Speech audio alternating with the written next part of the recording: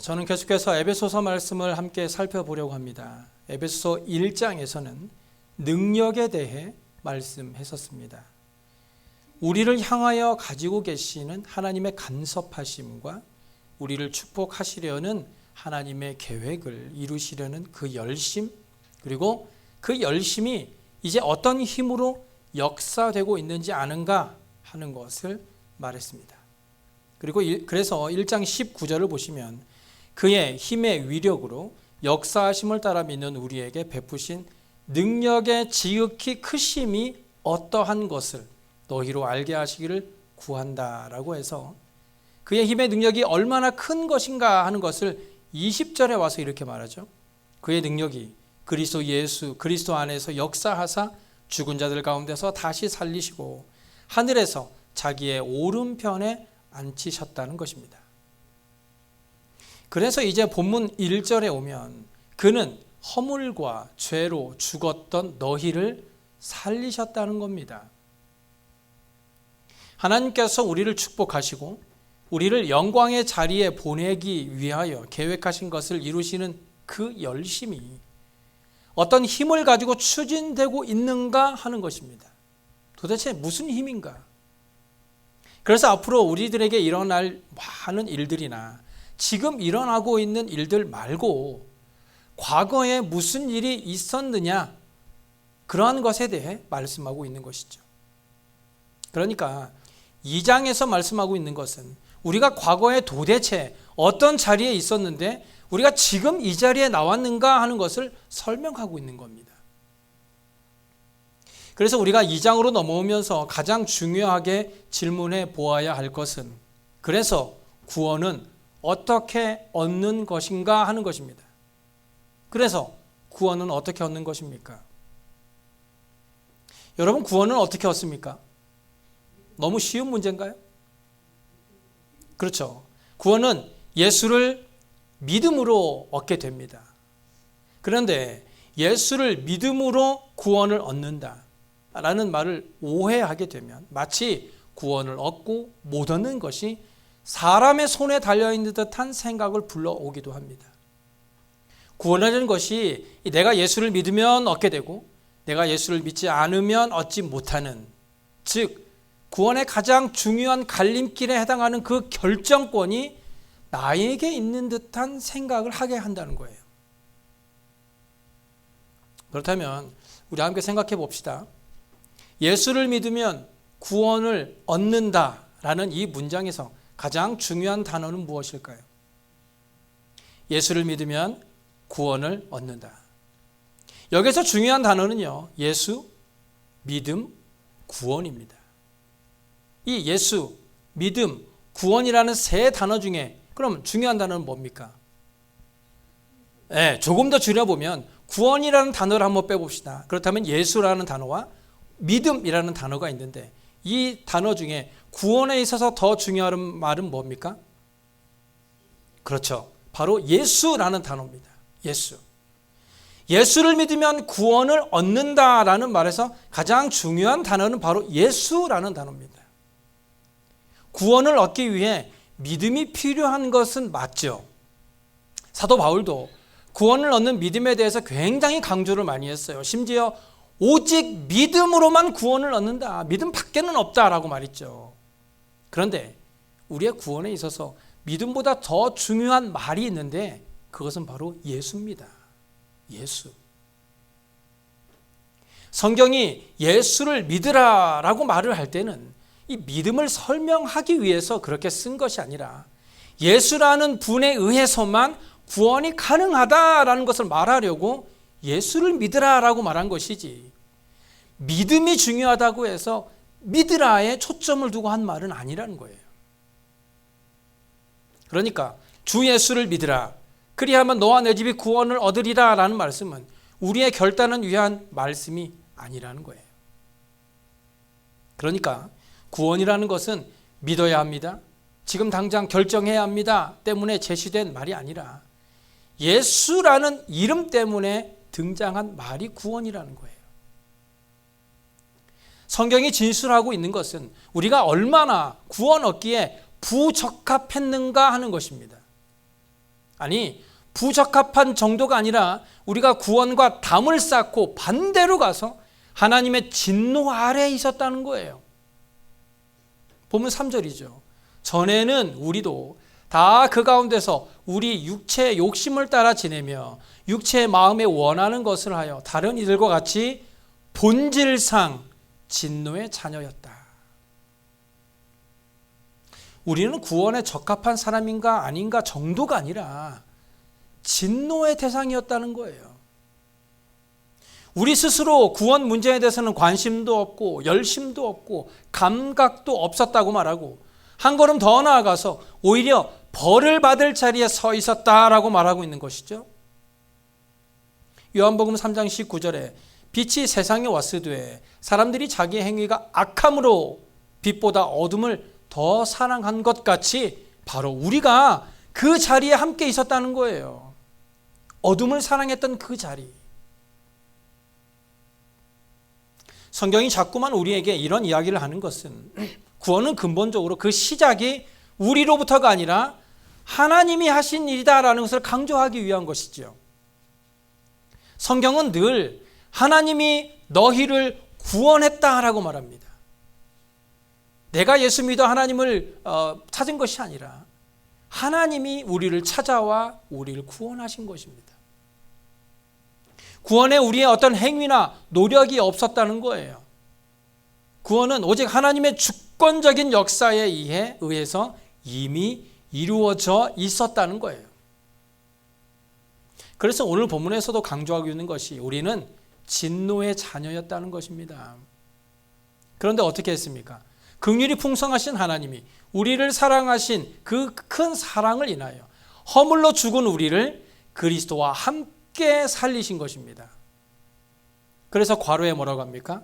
너희는 은혜로 구원을 받은 것이라. 여기에는 우리의 결단이나 노력이 개입되어 있지 않습니다. 단 한 방울도 들어가 있지 않아요. 오로지 너희가 어떤 존재였느냐, 그래서 하나님이 너희에게 무엇을 했느냐만 있지 우리 보고 무엇을 해라도 없고 어떤 조건을 맞추어라 갖추어라 말하지도 않았어요. 뭐 헌금을 얼마를 해라 하지도 않았어요. 구원의 대상에 우리의 이름이 들어가 있는데 우리가 구원을 얻게 된 시작이나 그 조건이나 자격 혹은 과정들 안에 우리의 이름은 필요 없었다라는 것을 강조하고 있는 겁니다. 그러니까 우리는 은혜로 구원을 받은 것입니다. 그래서 우리가 얻은 구원에 우리가 한 것은 아무것도 없다는 거예요. 아무것도 없다. 그러면 어떤 분은 그러시겠죠. 우리가 구원을 얻기 위해 믿음은 필요하잖아요. 믿는 건 우리가 해야 하는 거 아닌가요? 물론 교회에서는 예수 믿으세요, 결단하세요, 회개하세요 라고 말하지만 그렇게밖에 설명할 수 없는 겁니다. 구원을 얻기 위해 예수를 믿고 결단하고 회개하라고 말하지만 그것마저도 구원의 조건도 자격도 과정도 될 수 없다는 거예요. 성경에서 말하는 구원은 항상 하나님이 홀로 행하셨다는 것입니다. 하나님께서는 믿을지 안 믿을지 모르는 사람을 위해 죄의 값을 먼저 치러 놓다고 말할 수는 있겠죠. 그렇게 하면 하나님께서는 예수 그리스도를 말미암아 우리 죄값을 치러 놓으시고 그것을 가져가는 사람들은 구원을 해주시기로 작정했다라는 말하는 사람도 있을 겁니다. 하지만 그거는 잘못된 설명이에요. 그들의 잘못된 설명은 이런 것이죠.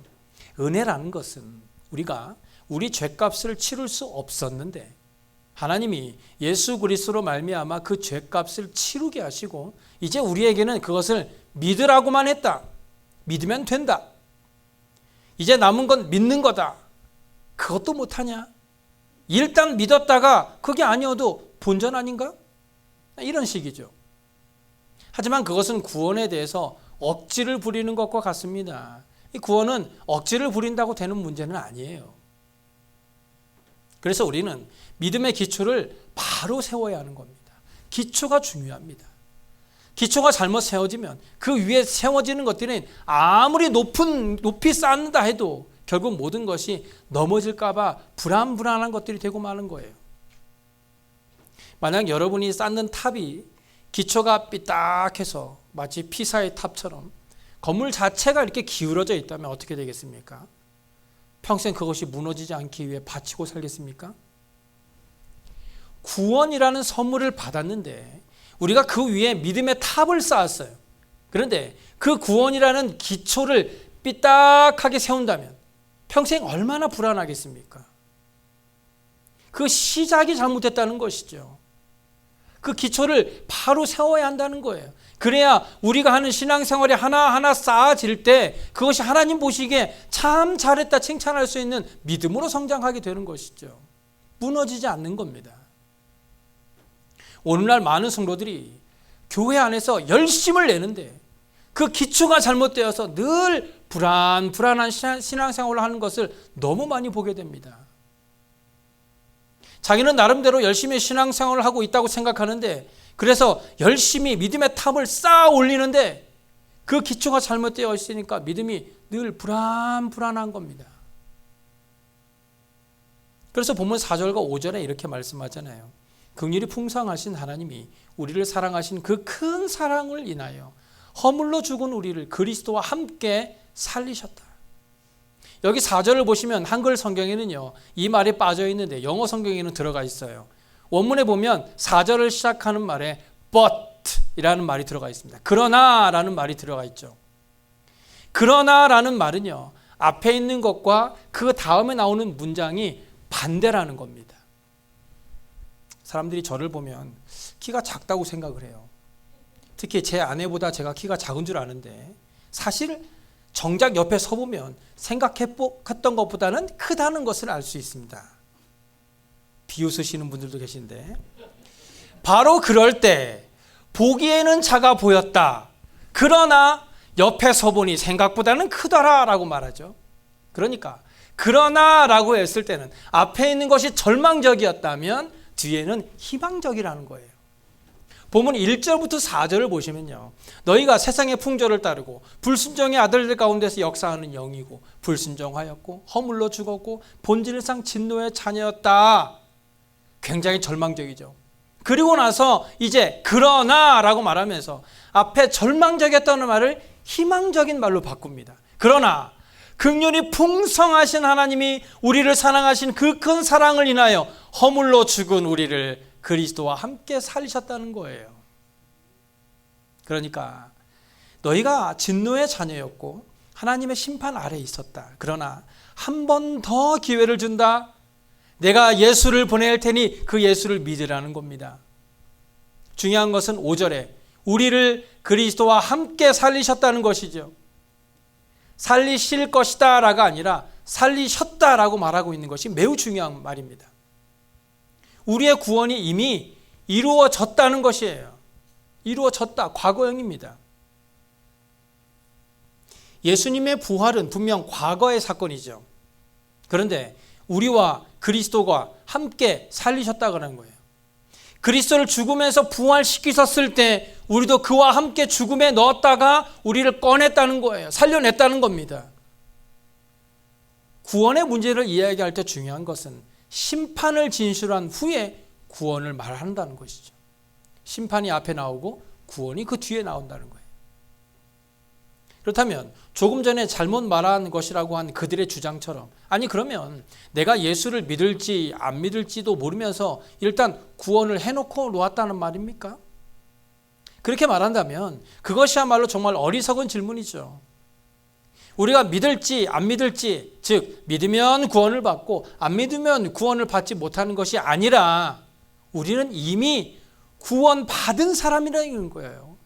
이미 구원받은 사람들이다라는 것이죠. 우리가 이미 구원받은 사람이라는 것을 오늘 본문이 증거하고 있다는 거예요. 구원을 받을지 못 받을지 몰랐던 사람들이 아니라는 것이죠. 이미 정해져 있었다는 겁니다. 우리가 언제 구원을 얻었다고 말합니까? 바로 예수님을 죽음에서 일으키실 때 우리를 구원했다 하고 말하죠. 그렇습니다. 우리는 예수님이 부활하실 때 바로 그때 이미 구원을 받은 것입니다. 그렇다면 한번 생각해 보세요. 우리가 언제 예수를 믿었습니까? 예수님이 죽으시고 부활할 때는 우리는 잊지도 않았는데, 오늘 본문의 결론은 이런 거예요. 믿으면 구원을 하는 것이 아니라 하나님께서 구원하신 자가 있을 뿐이다. 하나님께서 구원하신 자가 있을 뿐이다. 오늘 본문은 믿으면 구원을 한다라는 것의 이야기가 아니에요. 이것은 단지 우리의 조건일 뿐이죠. 믿으면 얻는다. 이 조건이죠. 이것은 우리가 늘 잘못 생각하는 것이고, 하나님은 그저 내가 너를 내 백성 삼겠다, 내 자녀 삼겠다, 내가 오늘 너를 살려놓았다라고 하신 거예요. 살려줄까 말까? 믿으면 살려줄게 라고 하신 것이 아니라 죽어있던 우리를 살려주신 것입니다. 이것이 오늘 본문에서 말씀하고 있는 구원론입니다. 그것이 과연 가능할까요? 가능합니다. 하나님은 그렇게 하신다고 말씀하십니다. 우리가 헷갈리는 이유는 하나님의 이 말씀이 우리에게 나타날 때의 시간 속에서 일어나는 것과의 시간적인 차이가 있기 때문이에요. 이해를 돕기 위해 로마서 5장 12절을 보겠습니다. 그러므로 한 사람으로 말미암아 죄가 세상에 들어오고 죄로 말미암아 사망이 들어왔나니 이와 같이 모든 사람이 죄를 지었으므로 사망이 모든 사람에게 이르렀다 하고 말하죠. 그러면서 14절로 넘어가 보면요. 그러나 아담으로부터 모세까지 아담의 범죄와 같은 죄를 짓지 아니한 자들까지도 사망이 왕노릇하였다라고 말하죠. 여기서 아담은 오실 자의 표상일까요? 아담은 범죄한 자이고 예수님은 범죄를 하지 않았는데 이들이 도대체 동일한 표상이 되는 이유가 뭘까요? 그것은 바로 인류의 대표로서의 표상이 된 겁니다. 인류의 대표. 여기 예수 그리스도로 말미암아 우리를 구원했다는 것은 아담이 타락하여 죄의 노예가 되고 사망 아래 있게 되자 그의 후손은 모든 사람들은 다 몽땅 그 순간부터 죄와 사망의 종로를 타게 되는 신분이 되어버렸어요. 그들이 아무리 범죄를 하지 않았다고 하더라도 자기가 지은 죄가 없는데도 불구하고 그래서 그들은 그 죄로 인해 죽습니다. 왜 그렇습니까? 모두가 아담의 후손으로 태어나기 때문이에요. 그렇다면 예수 그리스도와 함께 우리를 살리셨다라는 뜻은 무엇입니까? 하나님께서 그의 자녀들은 아담의 가문에서 전부 다 뽑아다가 예수 그리스도의 가문에 집어넣었다는 거예요. 그래서 예수 그리스도께서 죽었다가 다시 살아나실 때 우리 모두의 선조가 되신 겁니다. 그래서 우리는 다시는 사망이 없는 가운데서 태어나게 되고 그래서 죄가 없는 가문에서 태어나게 되는 은혜를 누리게 되었다는 것이죠. 하지만 우리가 기억해야 할 것은 우리들은 어쨌든 시간과 공간 속에만 있어야 하는 존재이므로 우리가 아담의 후손으로 태어나게 되었으니 이제는 그리스도의 가문으로 옮기시는 일을 시간과 공간 속에서 일하시겠다는 겁니다. 그러니까 누구는 예수를 믿었고 안 믿었고가 아니라 처음 인류의 대표였던 아담이 범죄하는 바람에 모든 인간은 죄인으로 태어나야만 했던 것이죠. 그런데 그런 우리를 하나님께서 예수를 믿게 하심으로 예수 그리스도의 가문으로 옮기신 것인데 이것을 이제 우리 쪽에서 보니까 내가 오늘 예수를 믿어 구원을 얻은 것처럼 보이게 된 거예요. 사실은 하나님이 하신 일인데 나의 관점에서 보니까 내가 믿어서 구원을 얻은 것이네 라고 보여지는 것이죠. 결국 내가 믿은 것이죠. 내가 예수 그리스도를 믿음으로 구원을 얻은 것입니다. 그러나 성경이 말하는 것은 하나님이 예수 그리스도를 두 번째 인류의 조상으로 만드시며 아담의 후손으로서 모두 죽을 수밖에 없는 인류들을 이제 그의 백성으로 삼는 자들로 곧 하나님의 자녀로 완성시키시고 영광의 자리에 있게 하기 위하여 예수 그리스도를 인류의 두 번째 머리로 정하셨다는 겁니다. 인류는 어떻든 아담의 후손 속에서 태어나야 하기 때문에 이렇게 태어난 인류를 그대로 여기에 놔두고 또 구원된 백성을 또 다시 또 다로 만든다면 하나님께서 처음 창조하신 그의 창조를 포기하고 한번 취소하고 또 다시 만드는 것이 되겠죠. 그래서 하나님은 그렇게 하게 되면 하나님의 영원성에 맞지 않게 됩니다. 그래서 하나님은 이 일을 예수 그리스도를 아담의 후손으로 오게 하심으로 그가 죽어 아담의 가문을 없애는 방식을 취하게 된 겁니다. 물론 이것은 영적인 문제죠. 예수님은 아담의 후손 중에 마지막 대를 이을 분이었는데 죽으시는 바람에 그 가문은 끝이 났습니다. 그리고 다시 부활하심으로 그는 더 이상 아담의 후손이 아닌 새로운 모습으로 나타나셨습니다. 그래서 이제 아담의 후손은 없어졌어요. 그 세상에 인류가 없어진 겁니다. 그런데 예수 그리스도가 새로운 인간으로 첫 출발을 하십니다. 거기에 바로 우리를 포함시킨 겁니다. 그러니까 우리는 예수 그리스도의 후손으로 태어납니다. 다시는 죄가 우리의 주인 노릇하지 못하고 사망이 왕 노릇하지 못합니다. 로마서 8장 1절 이하의 말씀이 이것들을 말해주죠. 그러므로 이제 그리스도 예수 안에 있는 자에게는 결코 정죄함이 없나니 이는 그리스도 예수 안에 있는 생명의 성령의 법이 죄와 사망의 법에서 너를 해방하였다. 해방하였다. 죄와 사망의 법은 죄인들에게만 적용되는 법입니다. 그런데 그것이 아예 없어졌다는 거예요. 우리는 더 이상 그 가문에 있지 않기 때문이죠. 우리는 이제 예수 그리스도 안에 있는 자들입니다. 하나님께서 우리를 선택하신 그 순간 우리가 믿을 만하다거나 구원 얻을 조건이 있어서가 아니라 우선 정하신 겁니다. 그래서 우리는 하나님의 자녀가 된 것이죠. 그러니까 우리 앞에 복음을 제시해 놓고 그러니까 믿을래? 말래? 하고 선택을 요구하기보다는 믿어야만 되게 되어 있는 우리들인 것이죠. 믿을 수밖에 없는 것입니다. 그렇다면 우리가 안 믿는다고 하면 어떻게 될까요? 나 예수 믿기 싫은데?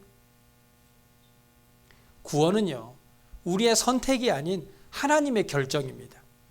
그렇기 때문에 우리가 아무리 믿지 않겠다고 발버둥을 쳐도 하나님은 어떤 방법을 사용하시더라도 우리를 믿게 하실 겁니다. 그러니까 쉬운 말로 두드려 맞고 돌아오지 말고 좋은 말로 할 때 믿으라고 하는 거 아닙니까? 그래서 우리는 구원을 늘 은혜라고 말하는 겁니다. 구원은 은혜입니다. 은혜. 그러니까 오늘 본문의 말씀을 종합해 보면 우리의 구원이라는 것은 결국 누가 한 것이냐라는 것을 따져보면 하나님이 하신 것입니다 라는 사실 앞에 항복할 수밖에 없다는 것이 성경의 가르침입니다. 이것이 바로 오늘 본문 5절에 그리스도와 함께 살리셨다라는 말씀의 의미입니다. 우리는 시간적으로 우리에게 하나님께서 이렇게 하신 것들을, 하나님이 그의 계획 속에서 다 하신 것들을 우리의 시간과 생활 속에서 하나님께서 하나씩 이루어 나가실 겁니다. 그런데 4절을 원문으로 다시 보면 모든 시제가 다 과거로 되어 있다는 것을 알 수 있죠. 그러니까 긍휼에 풍성하신 하나님이 우리를 사랑하신 그 큰 사랑을 인하여 허물러 죽은 우리를 그리스도와 함께 살리셨고 또 함께 일으키사 그리스도 예수 안에서 함께 하늘에 앉히셨다는 거예요. 우리가 이미 하늘 보좌에 가 있는 사람이라는 겁니다. 그리스도와 함께 앉아 있는 자들이라는 거예요. 그런 의미에서 하나님에게는 시제가 없습니다. 과거, 현재, 미래가 없다는 거예요. 왜냐하면 하나님께서 하겠다고 하면 그냥 그렇게 되니까요. 빛이 있으라 하니 있었다는 건 그런 것과 똑같은 것이죠. 하나님이 하시겠다고 하면 아무도 말릴 수 없다는 거예요. 그런데 우리는 신앙생활을 하다가 곁길로 빠질 때가 있죠. 그런데도 하나님은 이미 거기에 가 계십니다. 우리가 아무리 싫다고 거부해도 하나님은 우리를 구원하기 위해 이미 그곳에 가 계십니다. 로마서 8장 26절에 그 사실을 우리에게 말해주죠. 이와 같이 성령도 우리의 연약함을 도우시나니 우리는 마땅히 기도할 바를 알지 못하나 오직 성령이 말할 수 없는 탄식으로 우리를 위하여 친히 간구하시는 줄로 믿으시기 바랍니다. 우리가 예수 그리스도를 영접한 순간 성령님은 우리 안에 와 계십니다.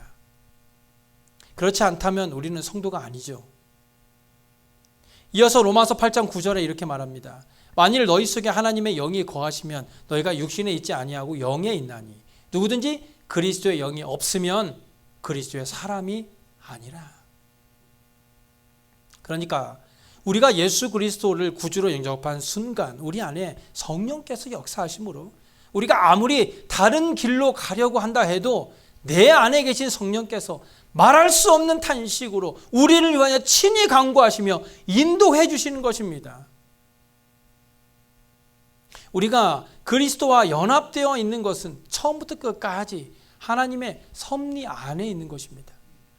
그래서 오늘 본문에서 강조하고 있는 것은 우리가 어떻게 그의 크신 은혜로 지금 이 자리에 있고 우리의 삶이 그의 손에 있는가를 인식하자는 겁니다.